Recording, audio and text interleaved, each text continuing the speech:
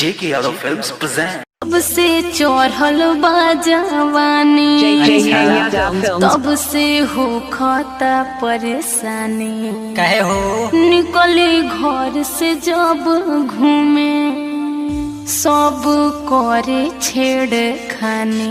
केहू पाछे से फाने ला, केहू आगे से फाने।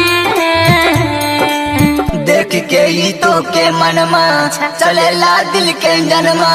घोप दी ढोरी में लाठी, घोप दी ढोरी में लाठी, घोप दी ढोरी में लाठी, घोप दी ढोरी में लाठी।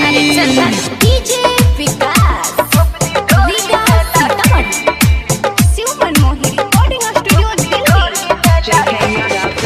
अभी नाजुक बाटे उमर, कमर धरना कैसे करे लागी लहंगा में जब तक जाए घर में कैसे। तो बुराई ऐसे जैसे फिसले लागे नैना। अच्छा चले लू जब भी सड़क पे उड़े सबके चैना। जितना चाहे बचे उतना पाछा सब पड़े ले। देख के ही तो के मनमा चलेला दिल के जनमा। घोप दी ढोरी में लाठी, घोप दी ढोरी में लाठी, घोप दी ढोरी में लाठी, घोप दी ढोरी में लाठी। डीजे विकास,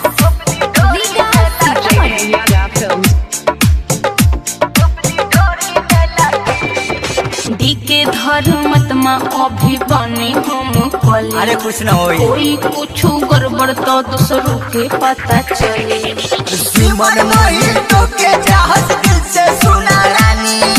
जे हो कहता हो के टक्कर न सुना गानी। देखो अमित औधस पूरा मन के श्रद्धा तू कला।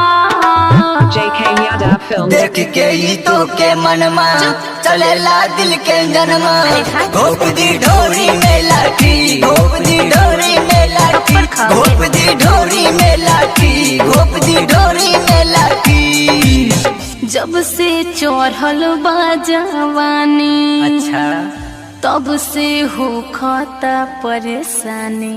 कहे हो निकले घर से जब घूमे, सब करे छेड़ खानी। केहू पाछे से फाने ला, केहू आगे से फाने। देख के ही तो के मनमा चलेला दिल के जनमा। घोप दी ढोरी में लाठी, घोप दी ढोरी में लाठी, घोप दी ढोरी में लाठी, घोप दी ढोरी में लाठी। अरे जा JK Yadav Films.